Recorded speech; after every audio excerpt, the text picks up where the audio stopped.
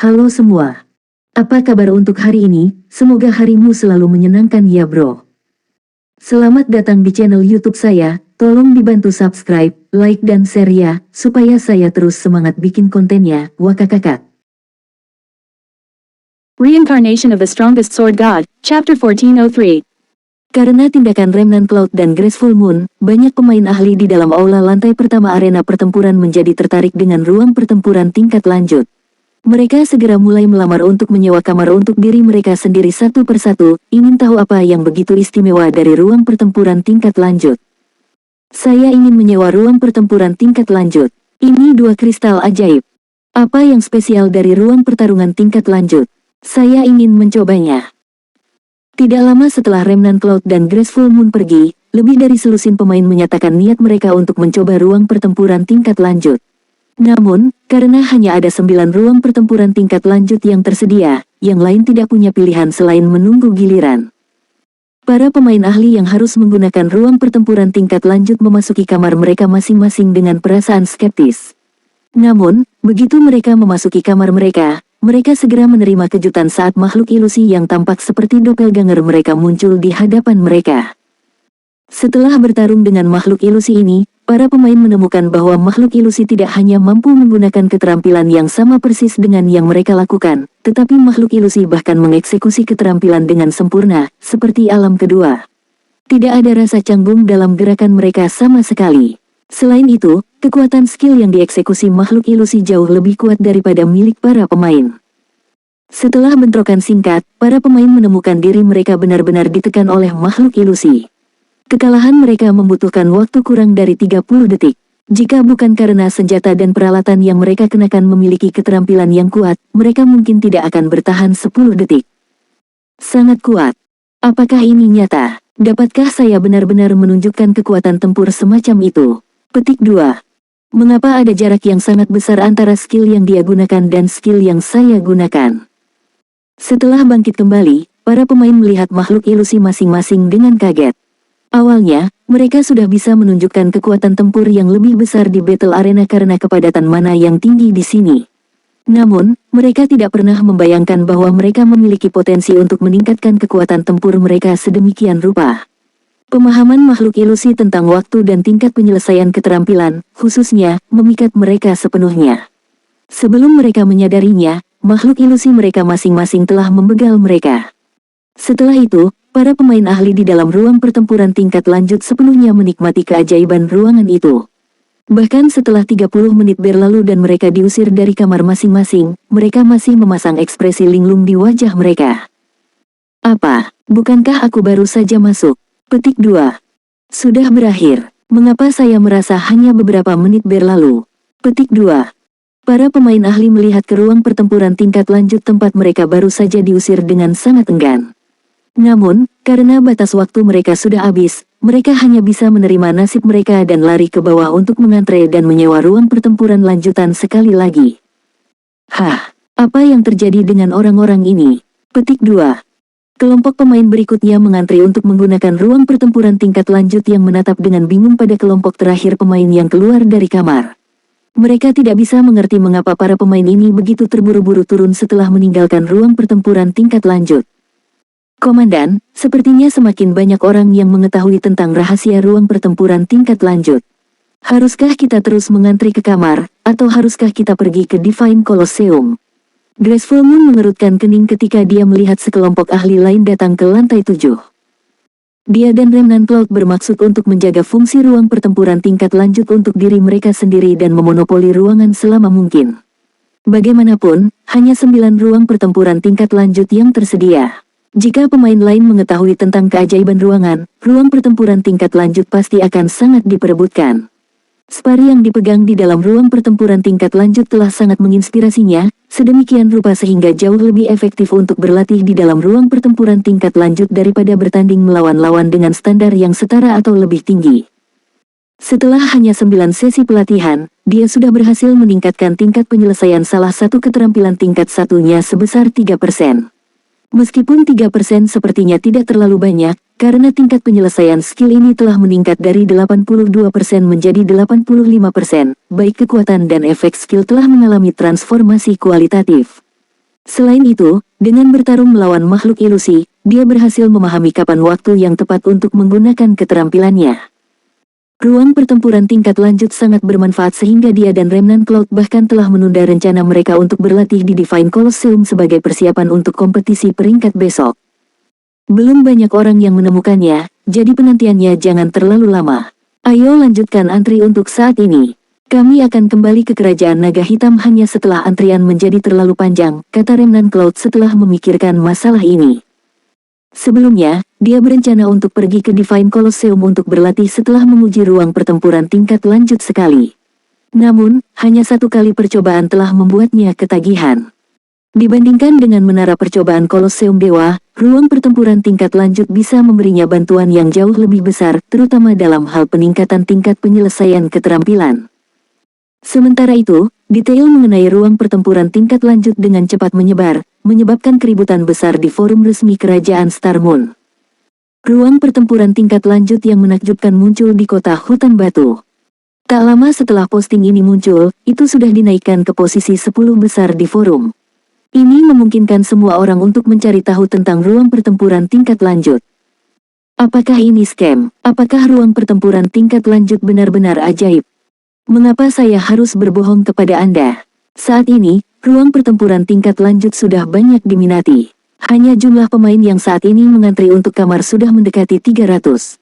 Banyak orang menyesali kenyataan bahwa mereka tidak menyewa kamar sendiri sebelumnya, ketika tidak ada yang menggunakannya. Petik 2. Kudengar karena permintaan yang tinggi, Battle Arena mengubah peraturan untuk ruang pertempuran tingkat lanjut. Sekarang, non-anggota hanya mendapatkan 1 entry per hari, sementara anggota dasar mendapatkan 4 entry. Hanya anggota tingkat lanjut yang tidak memiliki batasan. Selain itu, harga sewa juga meningkat dari 2 kristal ajaib sebelumnya menjadi 4 sekarang. Petik 2. Zero Wing sangat curang. Mereka benar-benar berani mengisi 4 kristal ajaib. Petik 2. Ini gila. Siapa yang mau menyewa sesuatu yang begitu mahal? Petik 2. Mahal. Anda tidak dapat menyewanya sekarang bahkan jika Anda mau. Apalagi, justru karena kenaikan harga tersebut yang saat ini hanya ada sekitar 300 orang yang mengantri. Jika Zero Wing mempertahankan harga sebelumnya, Anda mungkin tidak mendapatkan kamar bahkan setelah menunggu 10 hari. Lupakan 4 kristal ajaib. Jika saya bisa langsung masuk ke kamar, saya bahkan bersedia membayar 10 kristal ajaib. Petik 2. Untuk sementara waktu, semua orang dipenuhi dengan antisipasi terhadap ruang pertempuran tingkat lanjut di kota Hutan Batu. Ini terutama berlaku untuk pemain ahli. Sebelumnya, satu-satunya atraksi bagi mereka di Battle Arena adalah turnamen bulanan yang diadakan di sana. Paling banyak, mereka akan menggunakan ruang pertempuran biasa untuk adu mekanik dengan teman-teman. Mereka tidak memiliki kebutuhan khusus untuk arena pertempuran. Namun, dengan munculnya ruang pertempuran tingkat lanjut, para ahli ini menjadi terpesona dengan arena pertempuran. Sementara itu, di dalam Everneat City, Si Feng telah tiba di depan balai kota. Balai kota-kota gelap jauh lebih ketat daripada balai kota-kota Sungai Putih. Selain itu, hanya berdiri di depan bangunan itu sendiri, Si Feng sudah bisa merasakan kekuatan kegelapan yang pekat datang darinya, dia bahkan bisa melihat kekuatan kegelapan dalam bentuk kabut gelap yang mengelilingi gedung. Bahkan para Dark Player akan merasa tidak nyaman ketika mengalami kekuatan kegelapan yang begitu pekat. Namun, bagi Si Feng, yang memegang Bible of Darkness, kekuatan kegelapan ini praktis tidak ada. Hasilnya, dia tiba di dalam halaman balai kota dengan relatif mudah. Namun, semakin jauh dia masuk ke balai kota, semakin padat kekuatan kegelapan yang ada di atmosfer. Tekanan yang dia rasakan semakin berat juga. Ini adalah area terlarang di kota. Personel yang tidak terkait dilarang masuk. Begitu Si Feng tiba di depan pintu masuk utama balai kota, 4 level 200, Dark Knight tingkat 3 memblokir jalannya, memancarkan aura yang mengancam. Jika Si Feng membuat gerakan tiba-tiba, mereka akan segera mengambil tindakan. Mereka jauh lebih kejam jika dibandingkan dengan para penjaga di kota-kota NPC biasa. Aku datang untuk menemui Tuan Magrens, kata Si Feng sambil mengungkapkan perintah garnisun tingkat lanjut. Perintah garnisun tingkat lanjut, 4 ksatria kegelapan untuk sesaat tertegun ketika mereka melihat token kristal di tangan Si Feng. Sikap mereka langsung menjadi jauh lebih hormat saat salah satu dari mereka berkata, "Mohon tunggu di sini sebentar. Saya akan segera memberitahu Tuan Hakim." The Advance Garrison Order seperti bukti status seseorang. Pengguna token ini setara dengan bangsawan utama kota Everneath. Jangankan penjaga seperti mereka, bahkan hakim kota Everneath harus memperlakukan pemilik perintah garnison tingkat lanjut dengan hormat. Dengan sangat cepat, Dark Knight yang pergi untuk melaporkan kedatangan Si Feng kembali. NPC kemudian berhenti di depan Si Feng dan berkata dengan hormat, "Tuan Hakim telah diberitahu tentang kehadiranmu. Silakan ikuti saya." Setelah berkata demikian, Dark Knight membawa Si Feng ke balai kota. Sampah. Siapa itu? Dia benar-benar bisa memasuki balai kota. Petik 2. Itu tidak mungkin, kan? Saya mendengar bahwa seseorang harus mencapai setidaknya peringkat Baron untuk memasuki balai kota. Bagaimana seseorang bisa mencapai peringkat itu? Petik 2. Mungkinkah orang itu adalah Guild Leader Zero Wing, Black Flame? Saya mendengar bahwa Zero Wing telah membegal Raja Embun Beku dan dapat langsung menempatkan garnison di kota Everneath. Api hitam. Rumor itu benar. Jika itu benar, kami beruntung kali ini. Jika kita ingin pergi ke kota hutan batu di masa depan, kita cukup berteleportasi ke sana. Petik 2. Beberapa pemain merinding saat melihat Si Feng memasuki balai kota. Sementara itu, berita tentang situasi ini juga menyebar dengan cepat ke seluruh Everneath City. Reincarnation of the Strongest Sword God, Chapter 1404. Setelah memasuki balai kota, Satria Kegelapan membawa Si Feng ke sebuah kantor di lantai 5. Bahkan sebelum Si Feng memasuki kantor, dia sudah bisa merasakan aura kematian keluar dari ruangan dan bergidik tanpa sadar pada intensitas aura. Saat pintu ke kantor terbuka, aura yang beberapa kali lebih kuat daripada monster tier 4 mitik menyapu dirinya. Sesaat, rasanya ruang di sekitarnya membeku. Masuk. Suara yang dalam dan dingin datang dari dalam ruangan. Saat memasuki ruangan, Si Feng langsung disambut oleh pemandangan pemilik suara yang dalam itu duduk di belakang meja kantor. Pemilik suara itu adalah seorang pria parubaya bungkuk dengan kulit sepucat salju. Pria itu mengenakan satu set jubah hitam dan memegang setumpuk perkamen di tangannya. Jika bukan karena semburat samar kehidupan dalam aura yang dipancarkan pria itu, orang bahkan akan berpikir bahwa mereka telah menemukan dewa kematian. Sementara itu, pria ini tidak lain adalah Magrens, hakim kota Everneath. Magrens adalah penguasa kota Everneath. Pada saat yang sama, dia juga seorang magus kegelapan tingkat 5, sebuah eksistensi yang bahkan ditakuti oleh kerajaan bintang bulan. Magrens adalah alasan mengapa pasukan kerajaan tidak berani mengambil tindakan terhadap kota Everneath. Menghadapi NPC sekaliber seperti itu, Si Feng tidak berani membuang waktu bermain-main dengan kata-kata. Dia segera mengeluarkan perintah garnison tingkat lanjut dan meletakkannya di atas meja. Tuan Hakim, saya ingin memiliki garnison persekutuan saya di kota ini. Saya harap Anda bisa mengizinkannya, kata Si Feng dengan hormat. Ini memang orde garnison tingkat lanjut kotaku. Baiklah, saya mengizinkan guild Anda untuk menempatkan garnison di Everneath City. Magrens mengangguk setelah melirik token kristal di atas meja. Dia kemudian mengeluarkan selembar perkamen dan peta kota Everneath dan berkata, "Tuliskan nama persekutuanmu di perkamen ini. Anda kemudian dapat memilih salah satu tempat kosong di peta untuk menempatkan kediaman persekutuan Anda." Petik 2. Setelah menerima perkamen dan peta, Si Feng menulis kata-kata Zero Wing di perkamen tanpa ragu-ragu. Dia kemudian mulai menjelajahi lokasi yang tersedia untuk guild residence. Apakah ini hak istimewa memiliki ordo garnison tingkat lanjut? Si Feng menjadi sangat gembira saat melihat lokasi yang tersedia di peta. Kota Everneath berbeda dari kota NPC biasa. Ada perbedaan besar antara area normal, dalam, dan tengahnya. Hak istimewa yang bisa dinikmati oleh persekutuan di dalam kota bergantung pada lokasi garnisonnya. Anggota persekutuan yang ditempatkan di area normal kota Everneath diizinkan masuk ke kota Everneath bahkan tanpa melakukan pencarian masuk kota. Persekutuan yang menjaga area dalam kota juga memenuhi syarat untuk ikut serta dalam lelang gelap, yang diadakan seminggu sekali di rumah lelang kota. Biasanya, pemain harus memiliki sejumlah reputasi lokal dan menyelesaikan serangkaian misi untuk berpartisipasi dalam lelang gelap mingguan.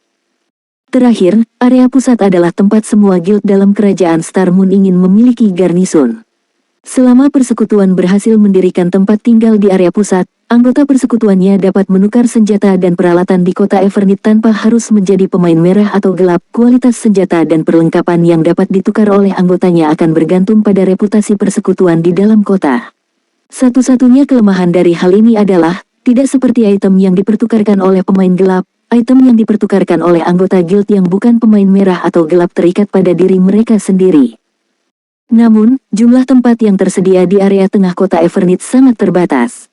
Selain itu, karena tidak ada biaya untuk garnisun Evernit City, 10 tempat yang tersedia akan didistribusikan melalui sistem eliminasi. Persekutuan akan diberi peringkat sesuai dengan jumlah poin kontribusi kota yang mereka kumpulkan setiap bulan, dan mereka yang memenuhi syarat untuk menjaga area pusat dapat bersaing untuk 10 tempat setiap bulan. Dengan perintah garnisun tingkat lanjut, Zero Wing bisa langsung menempatkan pasukan di area pusat. Di sisi lain, penguburan surga hanya berhasil mengepung daerah dalam. Tuan Hakim, saya sudah membuat keputusan. Setelah Si Feng membuat pilihannya, dia mengembalikan perkamen dan petanya ke Magrens. Luar biasa. Mulai sekarang, Zero Wing akan menjadi salah satu guild yang ditempatkan di Evernit City. Kau boleh pergi dan melihat guild residen Cemu sekarang, kata Magrens, mengangguk setelah dia melihat isi perkamen itu. Dia kemudian melambaikan tangannya, menandakan izin bagi Si Feng untuk pergi. Pada saat yang sama, suara pemberitahuan sistem memasuki telinga Si Feng. Pengumuman sistem wilayah kota Evernit, selamat kepada Zero Wing karena telah menjadi persekutuan pertama yang menempatkan garnisun di area pusat kota Evernit. Menghargai 1000 reputasi Guild Evernit City dan 3000 popularitas Guild Evernit City. Pengumuman sistem diulang 3 kali, memberitahu setiap pemain di Evernit City tentang isinya. Banyak persekutuan besar bereaksi dengan iri terhadap situasi ini. Mengesampingkan reputasi guild yang diberikan, hanya popularitas guild yang diberikan sudah cukup untuk membuat berbagai guild besar menjadi gila. Bagaimanapun, kualitas dan kuantitas guild quest yang dapat diterima oleh guild yang ditempatkan di Evernit City bervariasi tergantung pada jumlah popularitas yang dimilikinya. Ini juga akan berdampak signifikan pada jumlah poin kontribusi yang dikumpulkan anggota guild. Sial, Zero Wing luar biasa. Kudengar, sampai saat ini penguburan surga baru berhasil masuk ke dalam, setelah melalui banyak kesulitan. Dengan ini, anggota Zero Wing akan bersenang-senang. Selama mereka mengumpulkan poin kontribusi yang cukup, mereka dapat menukar senjata dan perlengkapan yang cocok untuk diri mereka sendiri kapan saja. Petik 2. Kudengar keuntungan yang diterima persekutuan untuk mengawal daerah pusat tidak terbatas hanya itu. Tampaknya anggota persekutuan juga menerima diskon 30% saat menggunakan susunan teleportasi kota Evernit. Jika itu masalahnya, maka aku harus bergabung dengan Zero Wing. Saya bisa menghemat uang dan menukar senjata dan perlengkapan yang sesuai tanpa harus bergantung pada pemain gelap. Petik 2. Untuk sementara, hampir setiap pemain di Evernit City mendiskusikan Zero Wing. Situasi ini juga membuat frustasi berbagai pemain gelap dan guild kegelapan di kota Evernit, yang kehilangan kesempatan untuk menghasilkan banyak uang. Umumnya, pemain normal membayar setidaknya 2 kali lipat harga asli suatu item saat membuat pemain gelap bertindak sebagai prosi untuk mereka. Namun, sekarang, pemain normal bisa bergabung dengan Zero Wing dan mengumpulkan poin kontribusi kota Evernit dalam jumlah yang cukup untuk ditukar dengan item itu sendiri. Dengan opsi seperti itu yang tersedia, hanya orang bodoh yang akan terus membeli produk Evernit City dari mereka. Kembali ke balai kota-kota Evernit, Si Feng menghabiskan 1000 emas untuk membangun saluran teleportasi antara kota Evernit dan kota hutan batu. Hal ini langsung menarik perhatian banyak pemain. Teman-teman, lihat, arai teleportasi memiliki 2 tujuan yang tersedia sekarang. Petik 2. Ini bagus. Kita sebenarnya bisa teleportasi langsung ke Stone Forest Town sekarang. Dengan ini, saya tidak perlu membuang waktu berjam-jam bepergian ke kota lagi. Petik 2. Saya sebelumnya tidak repot-repot mengunjungi kota hutan batu, karena jaraknya yang jauh. Ini adalah kesempatan bagus untuk mengunjunginya. Kudengar kota hutan batu membuka ruang pertempuran jenis baru.